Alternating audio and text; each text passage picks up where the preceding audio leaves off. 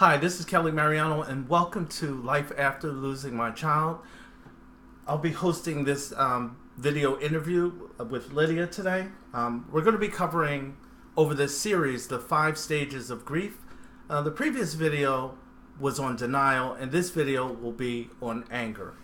So we're going to just get started with the with this particular interview.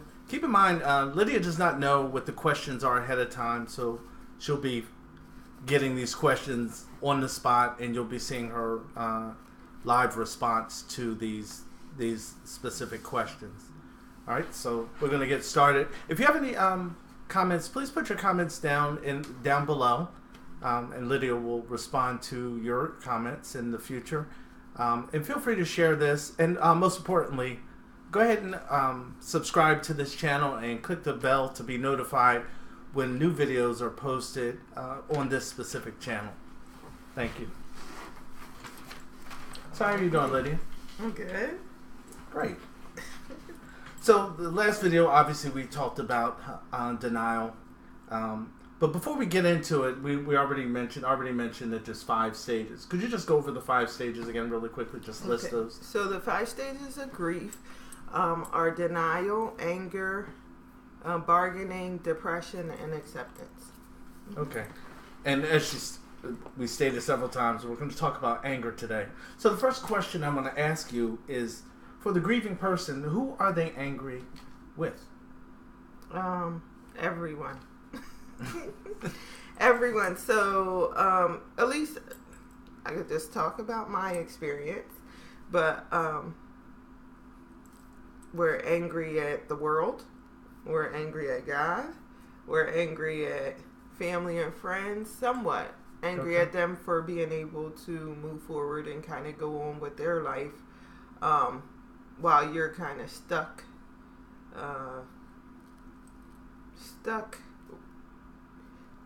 at the day that you lost your child. You're kind of, stuck there.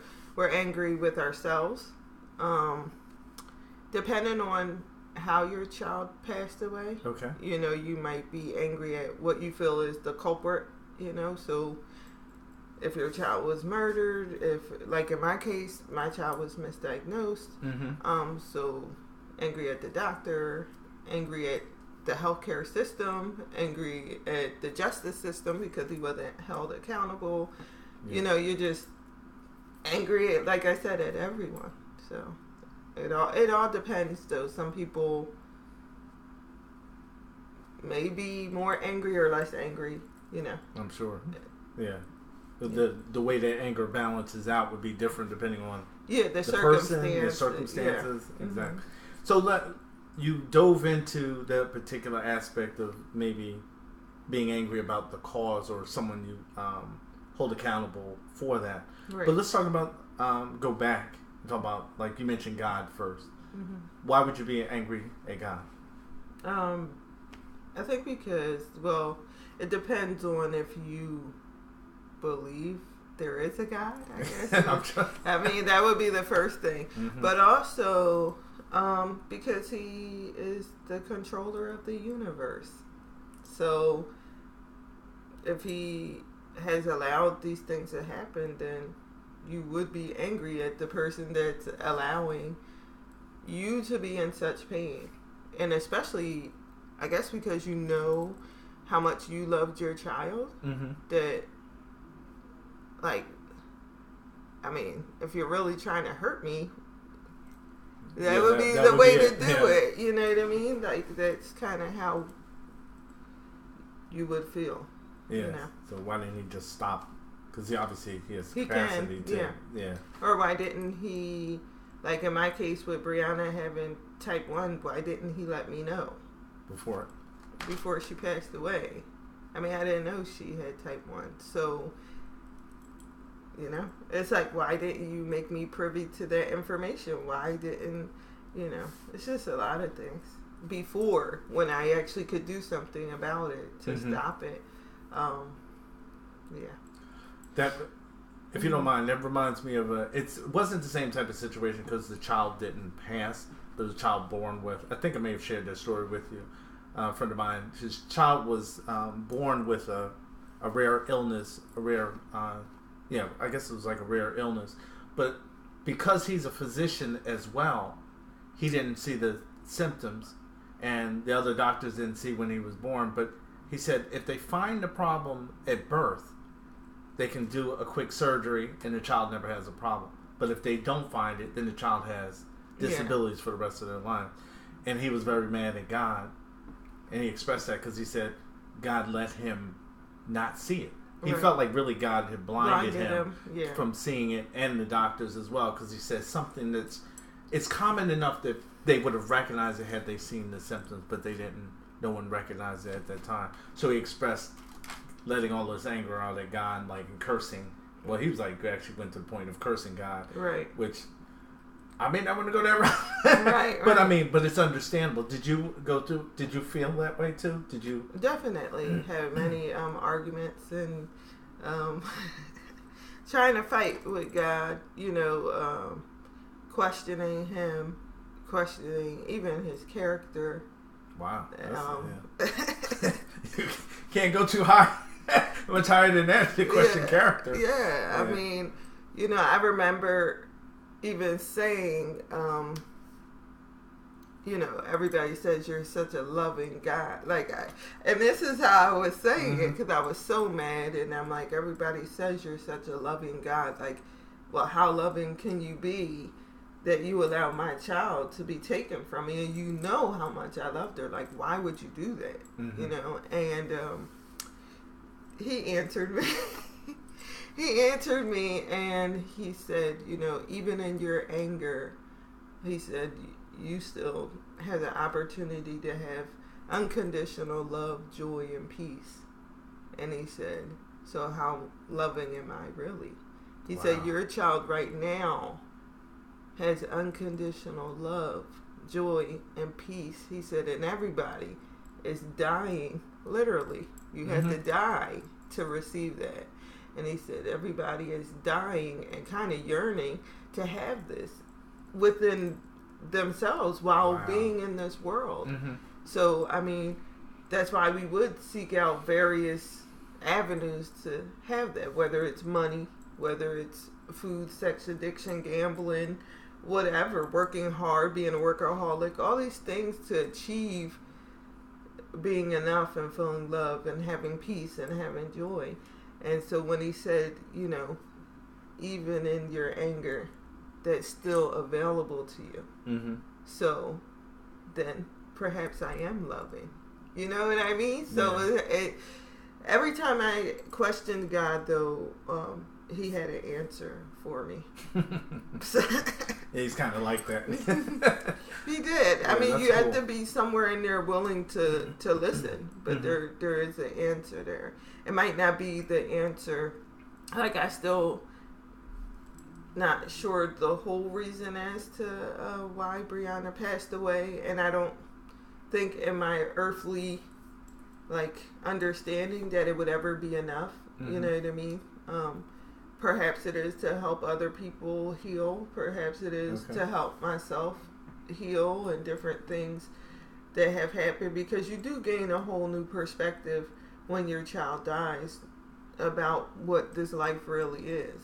You know what I mean? So, but. So were you surprised at your willingness? You talked about the willingness to listen. Were you surprised that you were willing or able to hear him in that situation? Yeah, no. I mean, I knew I was mad at God. I knew I was questioning who he was. But somewhere in there, the fact that I was questioning, looking for an answer, let me know that I wasn't too far going from really knowing the truth of who he was anyway. I knew he was loving. I was just angry. And so I'm like, answer me. Give me some answers. You know what I mean? So, no, I'm not surprised that I kind of listened, because I wanted to hear something back. You know what I mean? Yeah. And I wanted to hear something that would give me peace. And something where I could go on. You got to give me hope, God, because I don't have any right now. So in that moment, did it give you It gave me a jolt in my perspective to say, okay, you're angry right now, you're angry in this realm, but there's so much more to life than this. You know what I mean? So in that particular case, it wasn't even about stopping necessarily anger, but giving you maybe a different perspective to which to view things, or was it about stopping the anger? No, because I'm still angry. Okay. No, I don't know if I'm. I don't think I'm angry at God though anymore. Okay. You know what I mean? Okay. But I think that you. I still don't understand. Maybe I am. I don't think I'm angry at God, but I think I'm angry that I don't have still the ability to understand it in its totality, and that in this body and in my mind. My human comprehension, I don't think I will ever be able to understand it. So maybe I will. So it's even if you get it to a certain degree, you're still not going to like how it played out. There you go. Exactly. So you mentioned about being angry with yourself. You listed yourself in that as well. Yeah. How does that? Tell me about that. Because I'm like, now you want me to cry? No, I am. As parents, we feel like our job is given to us to protect our children, to nurture them, to guide them through life.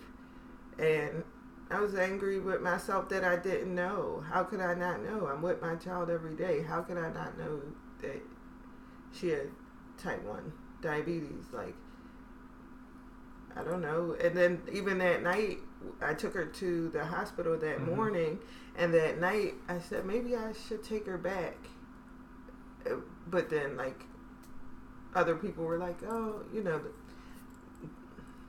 person I was with at the time, they said, well, if you go back to the hospital, they're just going to have you sitting in the waiting room and they're going to tell you the same thing, which usually does happen. That's, you go back to the hospital, they say, okay, see your physician, your regular doctor, check in, it still seems like there's nothing wrong, whatever. They give you that spiel, so...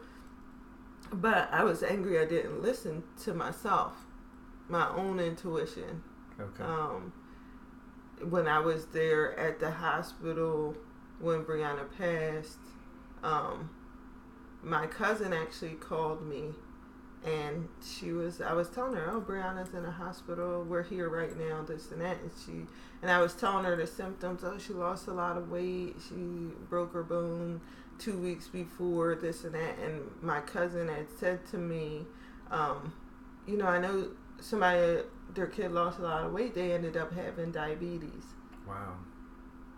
But when I went back in the hospital, and the doctor, because I was just taking a cigarette break, but I went back in, and the doctor said, oh, it's just a virus, just take her home, she'll be fine. The fact that I kind of listen to the doctor instead of my cousin. You know what I mean? Wow. Because I guess in my head I'm like, oh, well, the doctor knows. Well, yeah, that's why we go to them. Right. Like this doctor was, what do you call it? Specialized in childhood diseases. So I'm like, okay, well, he knows. I mean, if he's saying it's just a virus, then okay, I'll take her home. She'll be fine. So I'm kind of, I guess, still angry and feel guilt, a lot of guilt. Just that, that I missed it, that I dropped the ball, that somewhere in there I failed as a parent. Wow. Did you also feel, you said you were kind of angry that you didn't like that you didn't trust your instinct. Did you also become angry with the person that said, hey, they kind of... No, only because I feel like what he was saying was true. Because you agreed. Okay. Well, it's true because when you go back to the hospital, I've done it. I go back to the hospital, I'm still not feeling well. They sent me back home and still say, you know what I mean, that you're fine. Like, just, check up with your general doctor type thing. So... I don't know. I think that he was saying what he knew based upon information he had with his experiences in life. And so I made that same decision. Like, okay, based upon my experiences in life, he's right. They see you again, and then they send you home. It's never really that they find anything new. I don't know. I never really told anybody this, and now I'm saying it to the entire world. Well, they won't tell anyone, I'm sure. But actually, that morning that I took Brianna to the doctor's, and because I went in her bedroom to go check on her, and I looked at her, and for the first time, I was like, "Man, you lost so much weight. We have to go to the doctor's right now. Put your shoes on. I'm taking you to the hospital." Mm-hmm. And that morning, Brianna said, "I might have diabetes." Wow. Yeah. So, but it's like, I don't know. Why would a 13-year-old know that? How could they come to that conclusion? So for me, it's like, I didn't listen when Brianna said it. I mean, I heard her, but I said, well, let's find out. We're going to go to the hospital, see what they have to say. So when she said it, then my cousin called when I was at the hospital. That was the second warning. Wow. Okay. My intuition to take her back was the third. And she died, like, I don't know. So, yeah. I'm mad at myself. I didn't protect her, and I don't know. I'm kind of like the reason I feel a lot of guilt too, because I'm the reason why, like, even Zanai's hurting, the rest of my family's hurting. Like, I don't know. I missed it. I dropped the ball. I don't know. So yeah, to answer that question. So, are you the one that you were most angry at? Yeah. Mm-hmm. And I think too, that's why I'm like, why didn't God let me know earlier? Instead of being angry with myself, I try to take the blame and shift it to God, or to shift it anywhere. You know what I mean? Mm-hmm. It's a lot to deal with that when you're angry with yourself as a grieving parent. It's like a cloud of guilt that follows you everywhere. Like, I kind of feel like Eeyore from Winnie the Pooh. Oh. That just is, you just have this cloud that just follows you, and you just feel down all the time. And like I said, depending on how your child died too, I don't know. Well, Yeah. it's probably, that was the first time I ever, well, you said you never said that before. But, yeah. Are you okay to continue? Yeah, I'm fine. Okay. What are you gonna do? So how does, like, so we talked about the anger, this anger component or stage, Mm-hmm. right? Does it show up like all at once? Is it like, 0 to 100? Like, is it like immediately to like really high levels, or is it something that kind of creeps up and you realize, oh wait a minute, now I'm feeling angry. Like I went from hurt to, like, is it like blended in? Yeah. And you don't, do you like not, can you I mean, I think it depends on the person. Okay. You know what I mean? Mm-hmm. I'm sure some people are so angry at, whatever. Like if someone killed your child. Yeah, I was just realizing. Yeah, if it then you might immediately want to go and yeah. kill that person. Mm-hmm. You know what I mean? Or yeah. I mean, So for you, how did you find? Because it was still what? Because of how you looked at it from the perspective of what the doctor missed, etc. Did that come right away? Well, yeah. I mean, because it wasn't just my perspective. Even the medical examiner said that the doctor dropped the ball. Mm-hmm. You know, said that how could the doctor not, you're in the ER, how could the doctor not give your daughter a urine test or blood work? How could they not do that? And he said too, you know, it would have taken less than 5 minutes and less than $2 to save your daughter. Because if he just would have did a urine dip, and then she would have still been here, because he would have seen that the ketone levels were off. You know, so, and she went to the bathroom twice in the, while we were in the emergency room. You know, and I knew something was off, and I kept asking him, like, I didn't know what, but I said, can you give her an IV? Can you give her something? Because she's not even keeping liquid down at this point. Can you do something? You know, so yeah, the anger definitely, it all, like I said, it depends on how your child passes. But for me, I was angry, and then it built up to a whole lot of anger. Then it started coming back down. But there's all different reasons and timing that you're angry too. You know what I mean? Holidays, you might be more angry, which are about to come up. And her birthday, her death date. Oh yeah. You know, I remember for the first year being angry to wake up. You know. Wow. I was angry to be awake. Like, I would go to sleep, and when I woke up in the morning, I was angry that I was still alive. Like, why didn't you just take me in my sleep? How could I go through life feeling this way? So, yeah, it all depends on the person, but there's a build up, there's a let go, there's again a build up. That's the whole thing of the grief comes in waves. Yeah. So, you know. Okay. So now it's been 5 years. It's been 5 years.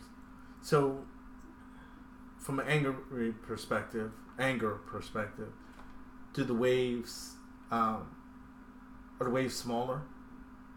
Well, kind of like I said, they could be smaller, but then they could come back. But they still can come back and be really... Yeah, really big. Like, even just now, you know, talking about Brianna saying, maybe I have diabetes, the cousin calling, you know. I mean, after this video, I'm probably going to go back into kind of being angry at myself that I missed it. You know what I mean? Like, it comes, it goes, you know. At some point, I had to let go of it all, you know. That would be the acceptance stage, which is still going to take quite a bit of time. I would imagine. Because, at some point, there's a forgiveness that has to come. Yeah, even that you have to extend to yourself. Forgiving myself, exactly. Yeah. So, what can be done to cope with anger? Specifically, this anger. I really don't know. I mean, I'm still trying to figure it out. So, I think there's a lot of things. I was talking on the phone to my cousin the day before yesterday, and I was telling her, you know, one of the ways to not be so angry at myself is to realize, too, that at the end of the day, I don't control life or death. So, that's it in a nutshell. I don't have to carry around so much anger for myself because I can't control life or death. You know what I mean? Like, even if I would have known ahead of time, like, say I would have known months ago or since she was born, does that mean that this day still wouldn't have came? Yeah. It's appointed a time for every man to die. Like, is it, you know, according to what I believe. So, you know what I mean? It's like, I don't know. I don't know what the point was, though, of then knowing that information and not being able to do anything about it. Yeah, I can imagine that part trying to too. Because, and I know how you think. Yeah. You know, so you're like putting the pieces together. Yeah. Well, why would he give me this if I wasn't supposed to do right something with it? Right. But Or you could look at the other way. Why give it to me if you knew I wasn't going to do anything with it or not recognize it or something like that? So, but then and then it cycles back to, well, then if the information was there, then that means I missed it. You see? Mm-hmm. So, I don't know. I mean, I really don't. I'm sure, like, journaling can help with the anger. I think even me being able to do this, you know, talking about the anger and being honest about it, saying, hey, you know, I was angry to wake up. I was angry nobody could solve it. I mean, when I say angry at everybody, not Zanai.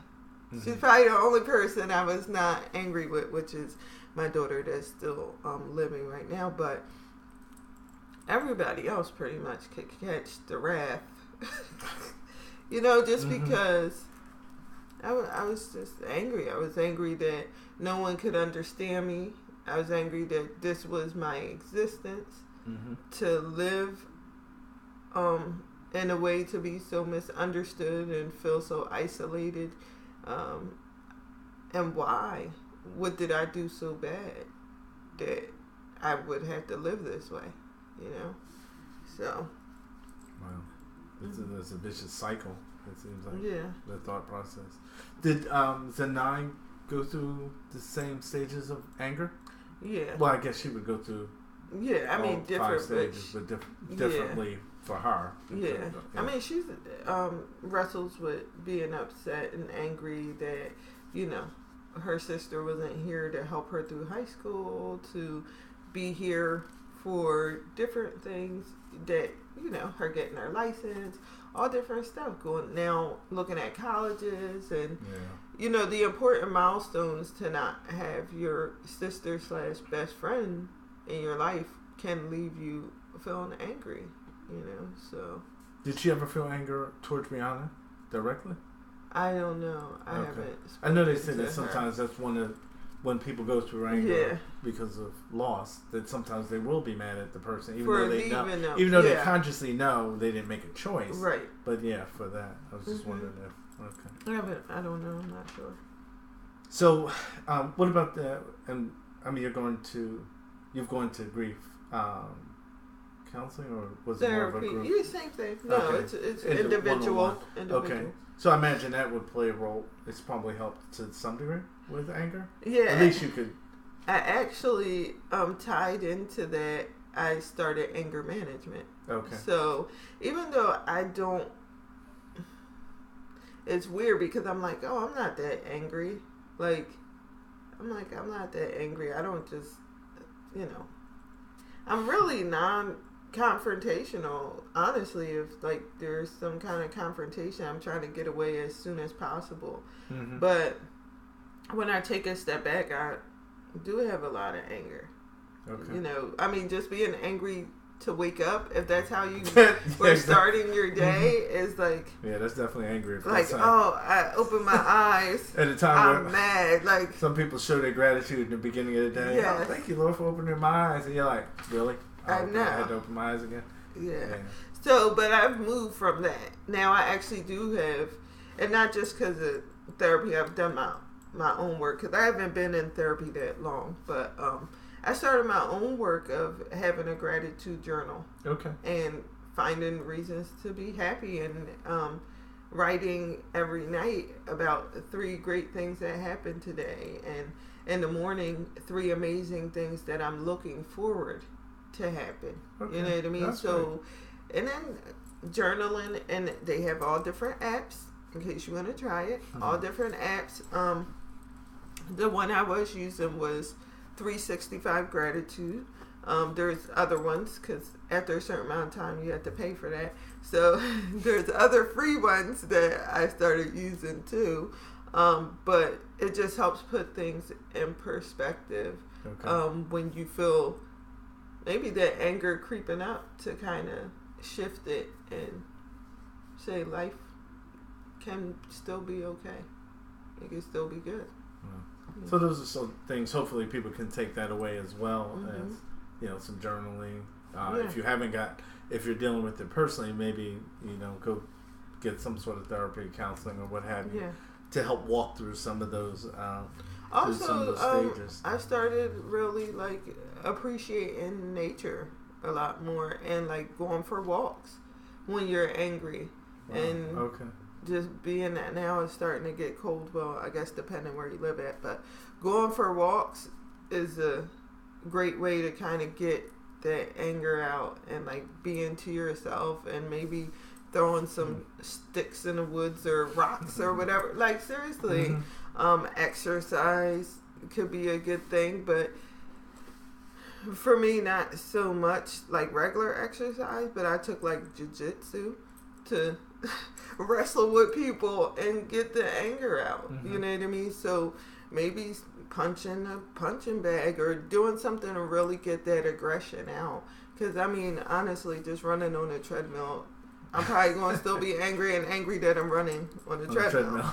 But I mean, it all depends on you, what you feel as though can help you. But for me, it was jiu-jitsu and, throwing things, screaming, where no one can hear you. You could be to yourself and kind of release all that. So, Wow. So do you? Is the anger from grief different feeling than other anger you've experienced? Would you say? I think so. Okay. I mean, you're still angry, but I think it's rage. I think that it is maybe a festering, unspoken rage that boils within, because you can't really... You're angry at everybody at once. You know what I mean? So, like regular anger, you have a target. Okay, so... But it's not usually the world. Well, that, and it's not usually a concept, which is death. Oh, wow. Okay. Right? So, you're even angry at death, that it exists. Wow. Yeah. Like, you try to push this anger somewhere. That's why it goes to God. That's why it goes internally. That's why it goes wherever. Like, you're just angry. Yeah. And, the world. The world's still going. Do they not know your child died? Clearly they don't. Thou shalt scream from the mountaintops. My child is dead. What's wrong with everybody? How can you go on? But they do. So, yeah. We talked about that, about anger coming in waves. What additional tips would you give to anyone dealing in this particular stage of grief? I think like we went over it. Exercise, talk about it. Maybe a little self-reflection to even realize that you are angry. I didn't even realize I was. Wow.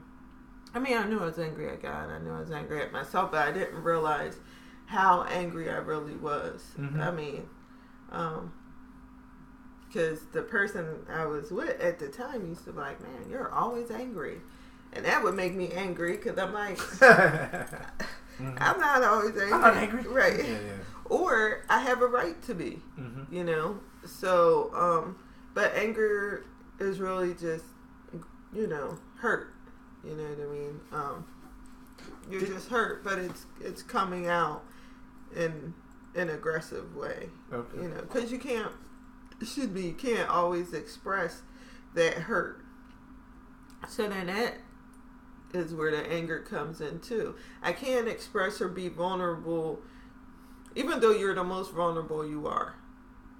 You can't, for me, I should say. It was hard for me to be vulnerable to people that, number one, didn't really understand. Number two, I didn't always feel like they genuinely wanted to know about how I felt. Okay. So, instead of being honest and it coming out in a constructive way, I was more angry and snippy. And at the same time, too, I didn't always understand how I felt. So I couldn't really verbalize it.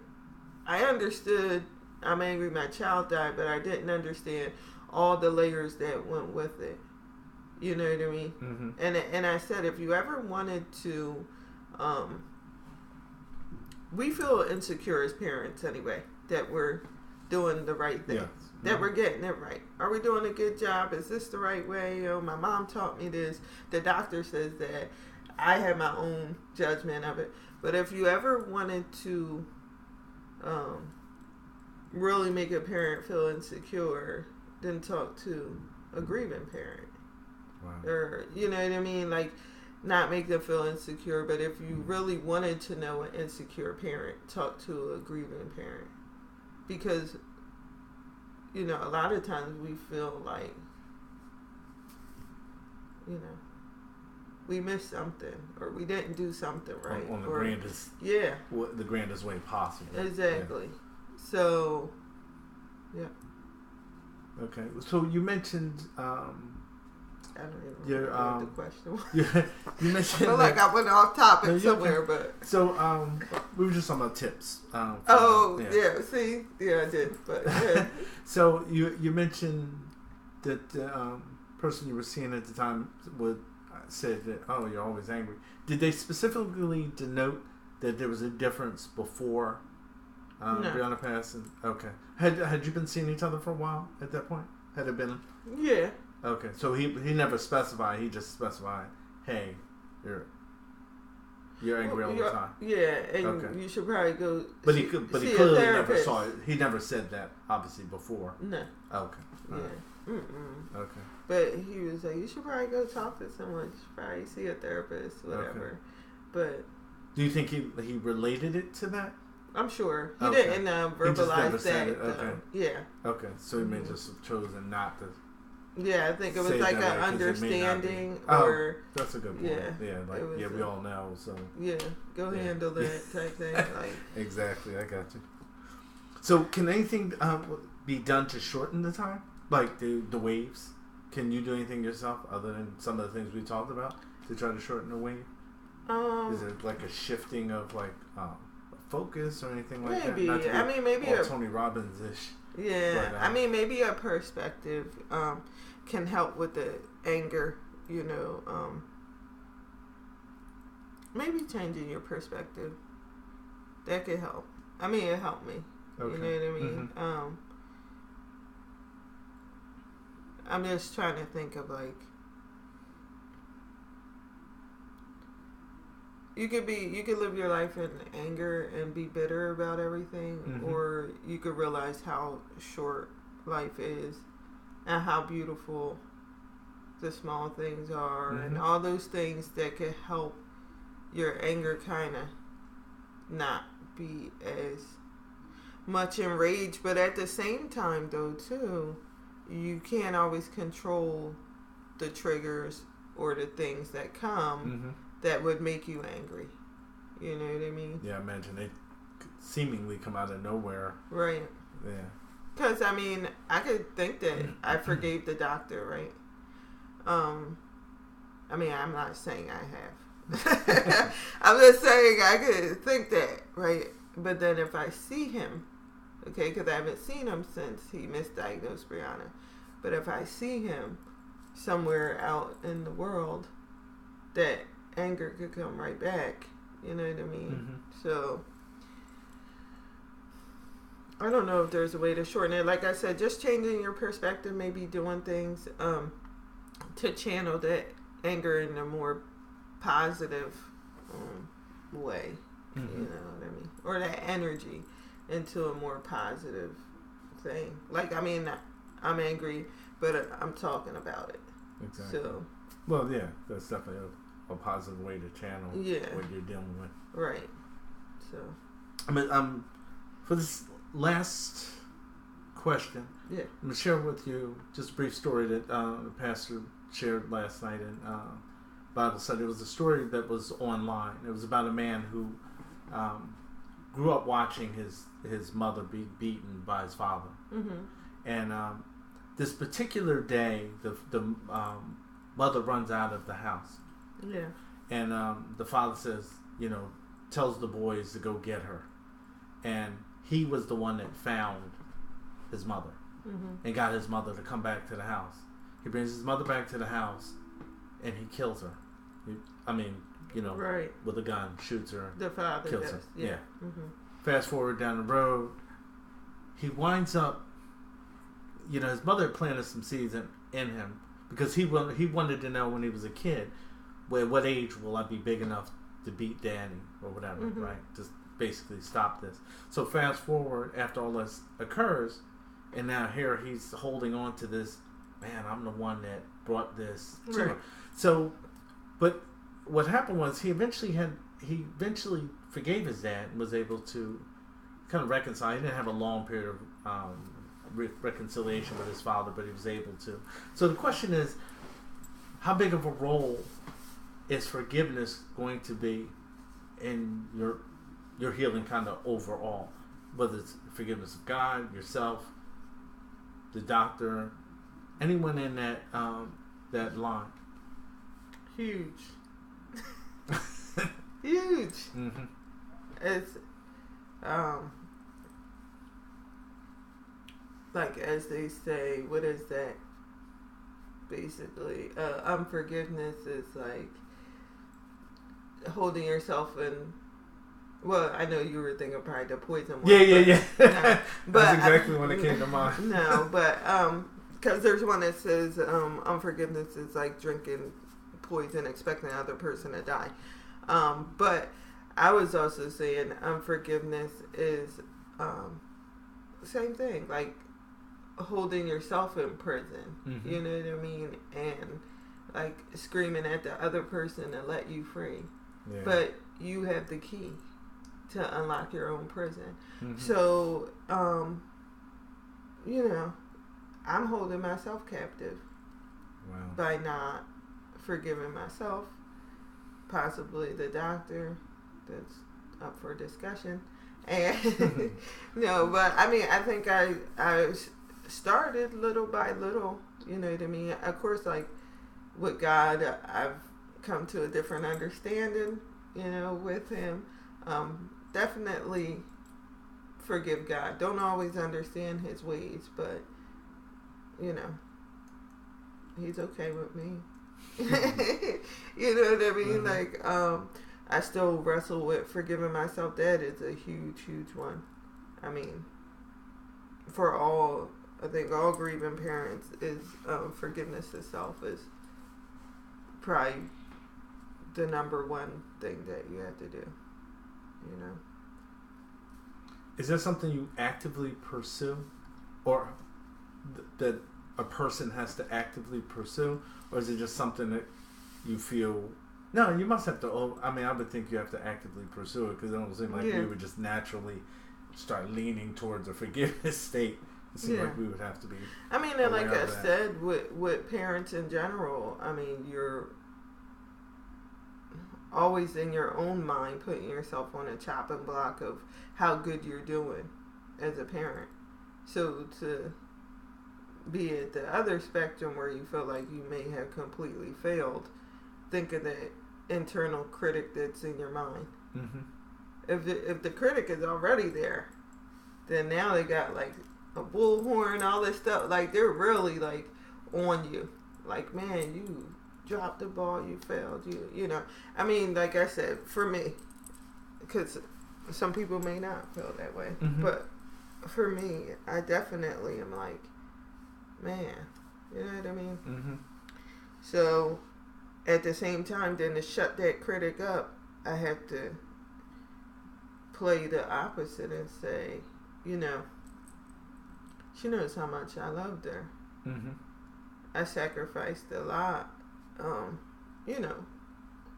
with trying to give her the best. I really did everything I could, so you had to play a different tape in your brain to combat those voices that say you failed and sucked as being a mom. And especially because I still have one. So I can't totally let her get away with murder. Wow.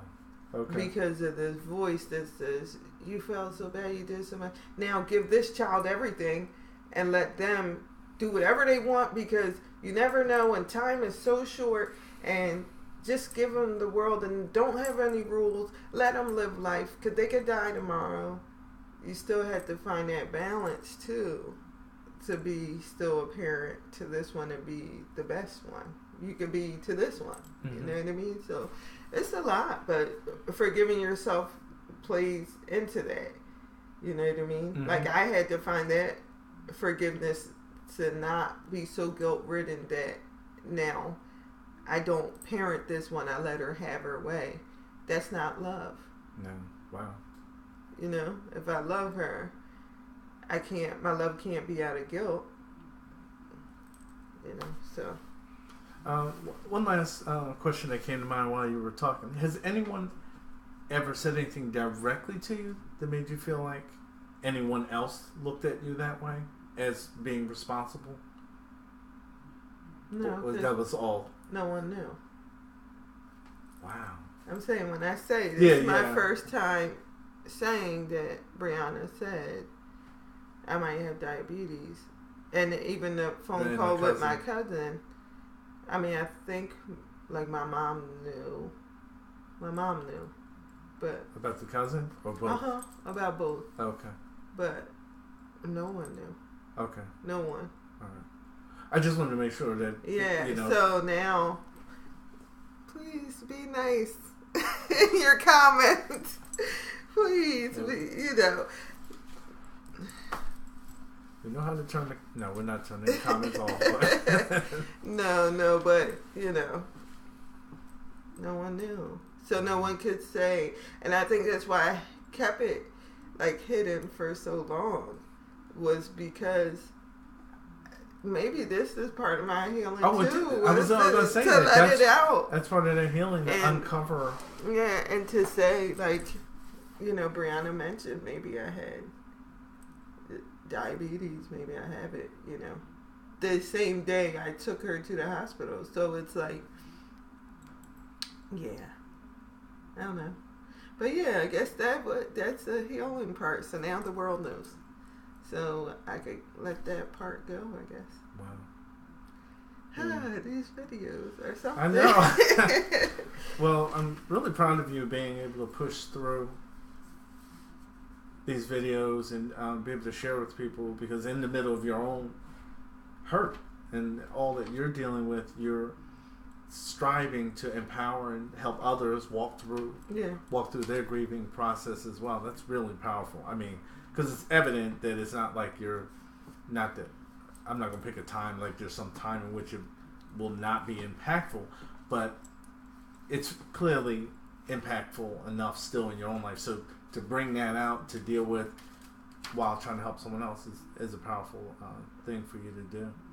Yeah, well, I definitely, in the beginning of every video, you know, I say this channel, the purpose of it is to be honest, to find support, and to inspire one another.